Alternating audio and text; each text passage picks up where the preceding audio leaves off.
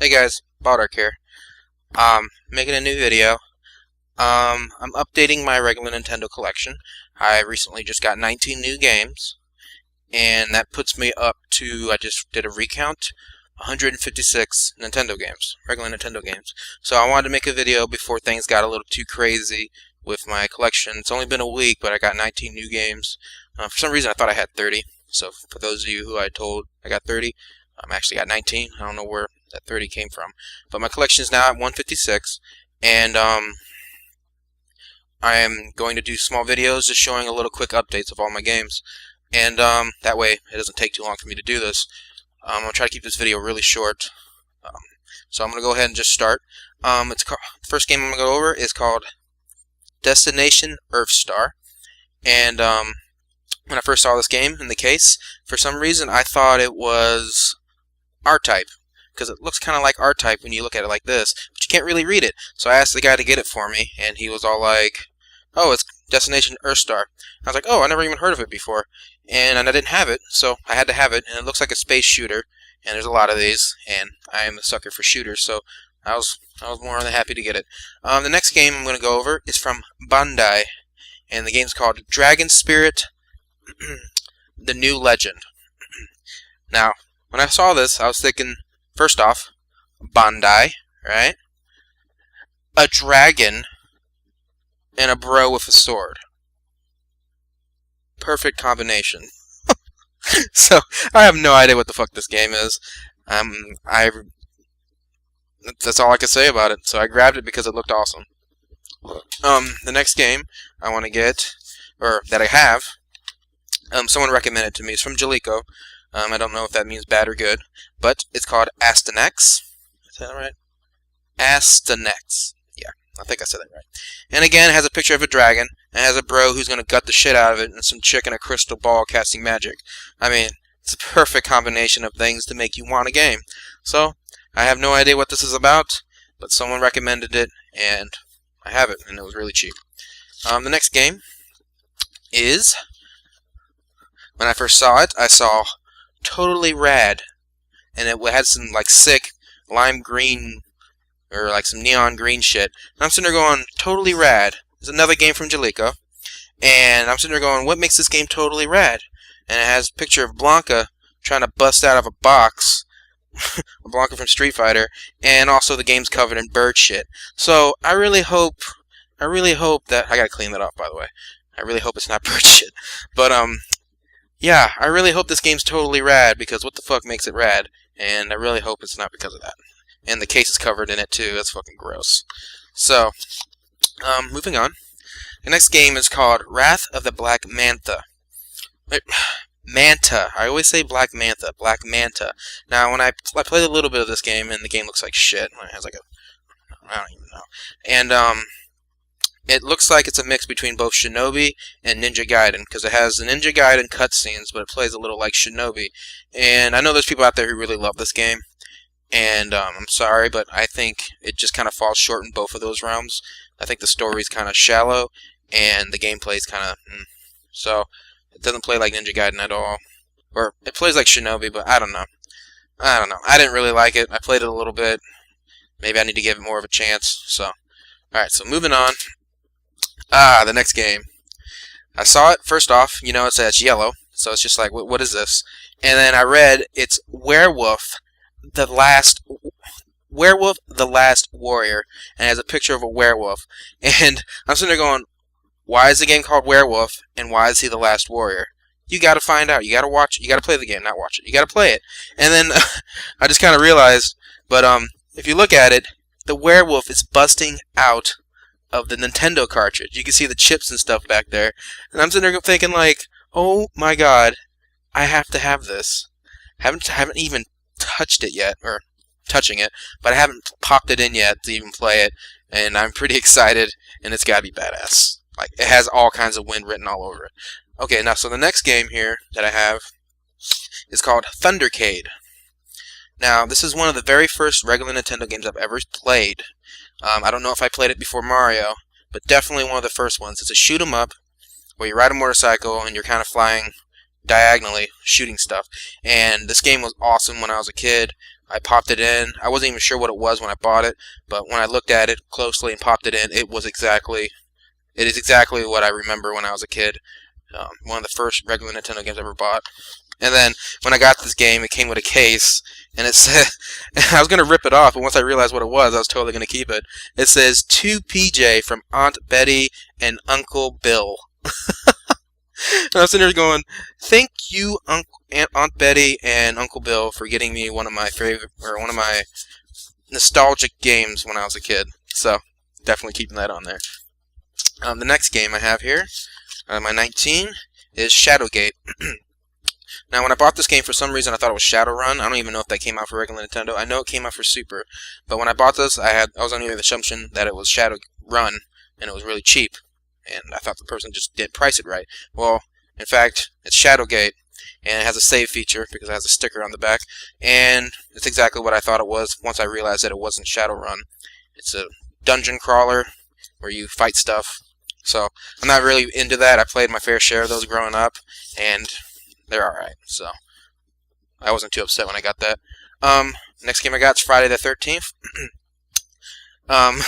Someone was telling me this game's horrible, and you can't even kill Jason in it, even though it says, "Destroy Jason if you can." Like, they're just being dicks, because obviously they know you can't kill Jason, and you always die in the end. So, I mean, it's Friday the 13th. What do you expect? Everyone dies in the end. Now, the next game here is it is the very first regular Nintendo game I've ever seen. I went to my friend's house, and he said he had a regular Nintendo. I went to his house, and I came in. His dad had it on in the living room, and he was playing it. And the game I saw was Life Force, classic shoot 'em up.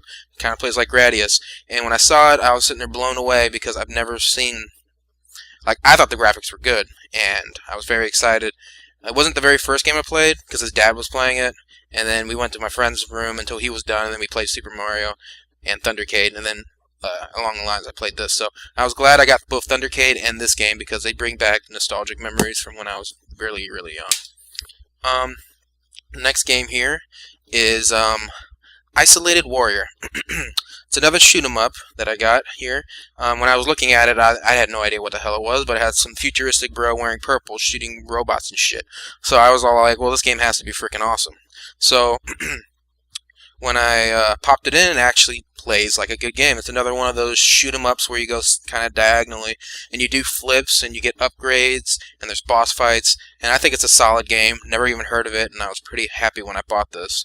And when I got it, like, I almost didn't buy it because the label looked like shit. And once I actually picked it up and like peeled away like the actual cover that was over it labeling the game, I realized that the label was savable. And if you look at it now, it looks freaking amazing. So, like, I just want to say that when you buy a game, don't let the label deter you without closely looking at it first. Like, if you care about your labels, so pick up the game. Actually, pick up the game, look at it, and go, "Oh, yeah, I could save that because that looks fantastic." So glad I got that. I'll put that over here. The next game I got is from SNK called Iron Tanks: The Invasion of Normandy. Never played it. It's from SNK. SNK made Akari Warriors. Didn't like that game, but I didn't own this, and it was really cheap, so I went ahead and grabbed it. So, no idea what it's about. Hopefully it doesn't play like Akari Warriors, the tank modes, because if you guys know what I'm talking about, that game sucks. But I beat it when I was a kid with the code where, you know, you get infinite lives, and I've dealt with all the bullshit that game comes with. So, the next game I got here, I'm hoping it's a shoot 'em up, but I really don't think so. It's called Flight of the Intruder.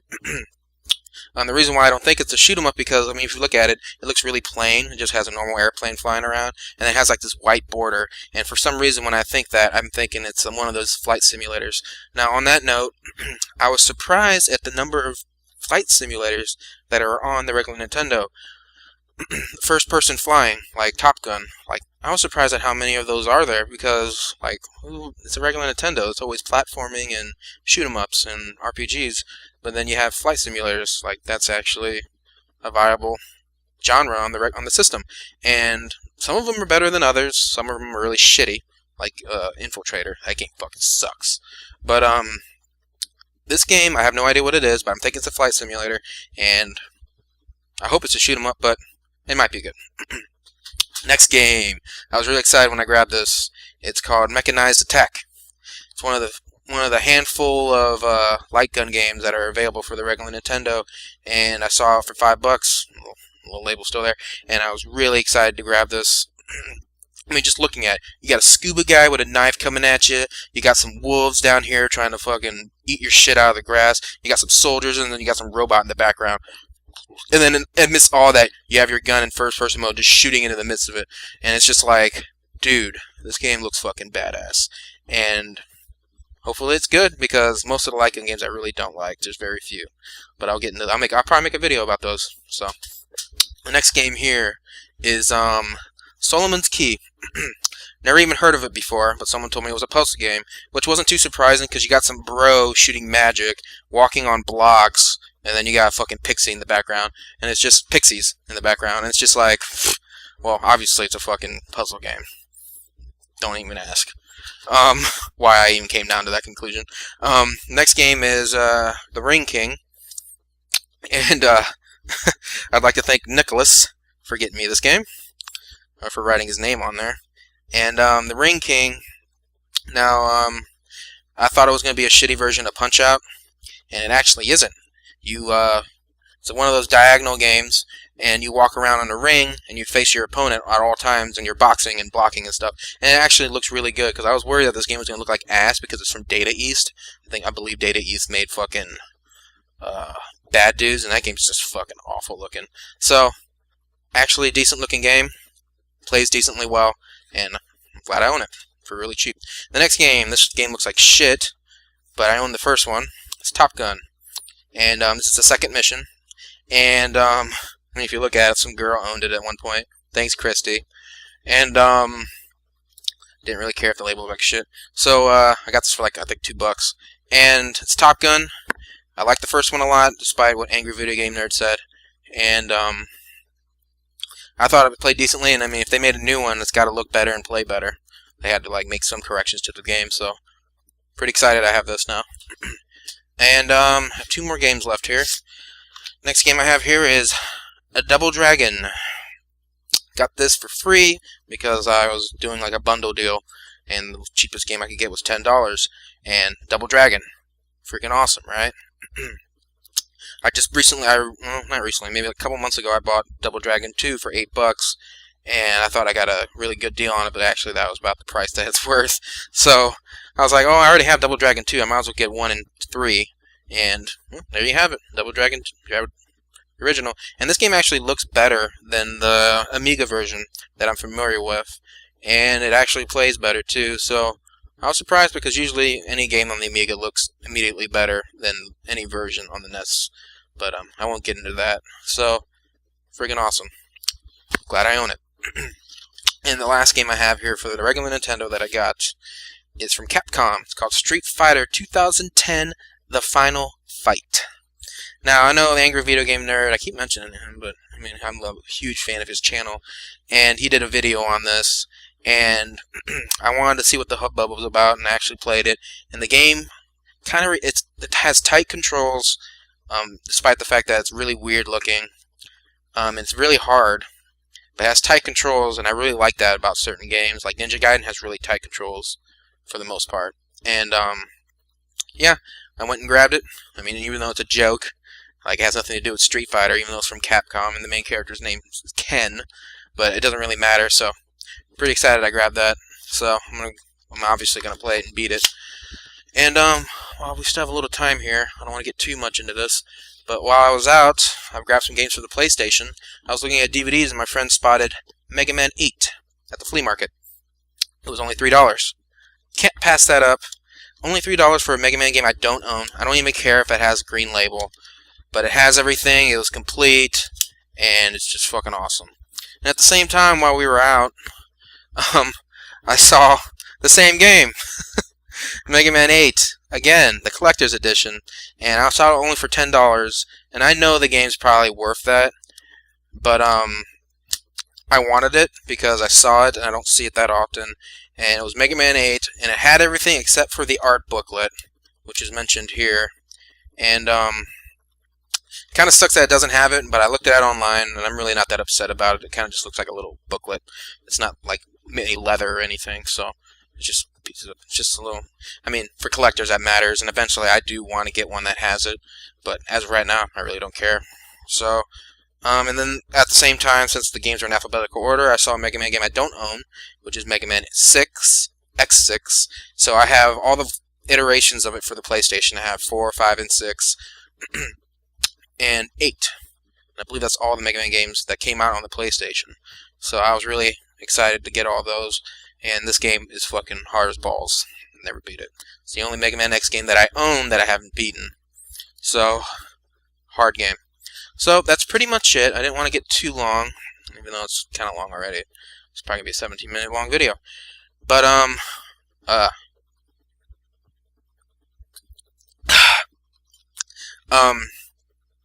need that. But yeah, that's pretty much it for my update on regular Nintendo games.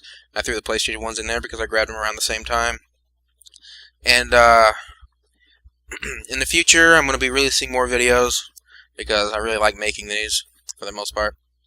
The next one is probably going to be another Baldark Plays, and it's probably going to be Epidox because I already recorded that. I just got to put it online with all the speed ups and stuff. But yeah, that's pretty much it. And then I'm probably going to be streaming more stuff. I'm going to try to do those weekly, like once a week, like stream for 5 hours or something. And yeah, that's pretty much it. And I'll link my Ustream onto my YouTube channel for people who don't know me on Facebook. If you do, add me. But yeah, that's pretty much it. If you guys like my videos, subscribe. Make sure you like it too. That way I know that people are out there paying attention. But to be perfectly honest, if you're not, I don't care. I'm going to make these videos regardless of whether or not people watch. So, I mean, but if you do, I definitely do appreciate it. So, yeah, that's pretty much it. So, you guys, all take care.